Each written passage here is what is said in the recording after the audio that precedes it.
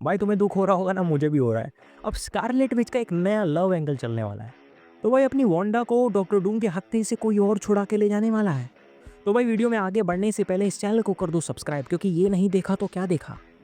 Marvel की एक नई टीवी सीरीज लॉन्च हुई है, वंडरमैन। वंडरमैन जो कि स्कारलेट विच का कॉमिक्स में प्यार रह चुका है। स्कारलेट विच, वांडा मैक्सिमॉफ और वंडरमैन साइमन विलियम्स का रिलेशनशिप मार्वल कॉमिक्स की बहुत ही ज़्यादा इंटरेस्टिंग और कॉम्प्लेक्स स्टोरी लाइन का हिस्सा है।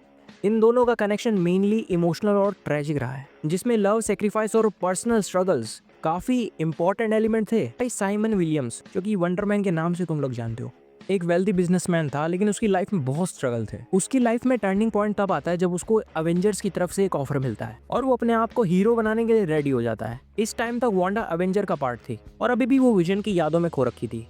वांडा का विजन के साथ में जो रोमांटिक रिलेशनशिप था ना पहले, वो बहुत ही ज़्यादा कॉम्प्लिकेटेड था। विजन को शुरू में ह्यूमन इमोशंस नहीं थे, लेकिन वांडा ने अपने पावर के जरिए ना उसको उसकी फीलिंग डेवलप करने में मदद की थी। उनका शादी का भी एक स्टेज था, लेकिन विजन की मौत के बाद वांडा की जो मानसिक स्थिति थी वो अनस्टेबल हो गई थी। और इसी बीच वंडरमैन का कैरेक्टर वांडा के लिए एक इमोशनल एंकर बन गया। वांडा को जब वंडरमैन के साथ में टाइम स्पेंड करने का मौका मिला तो दोनों के बीच में एक कनेक्शन डेवलप होना शुरू हो गया।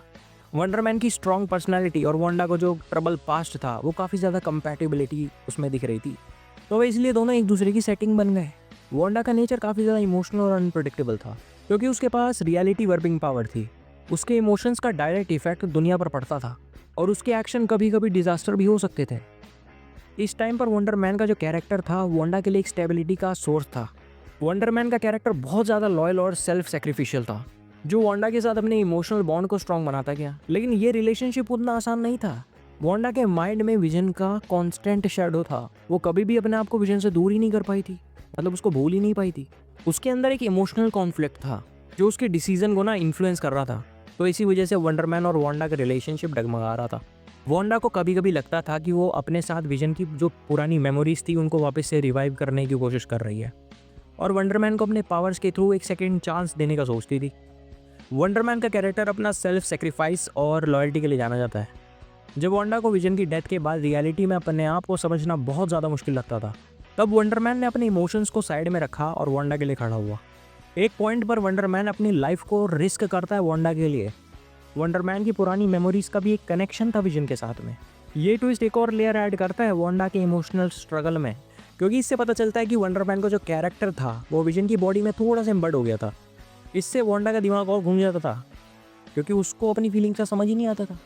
सिंपल वो यही चीज़ कहती थी कि तुम्हारे अंदर विजन की कुछ बातें हैं साइमन, तुम दोनों में कोई ना कोई कनेक्शन है।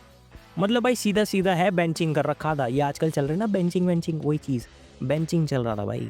बेंचिंग का मतलब यही है कि तुम किसी को हाँ भी नहीं करोगे और ना भी नहीं करोगे, उसको लटकाए रखोगे। तुम दोनों अलग नहीं हो। ये जो थॉट था ना, ये वांडा के मन में बार बार आने लगता था। वांडा और वंडरमैन का रिलेशनशिप किसी भी normal super hero love story से काफ़ी ज़्यादा अलग था।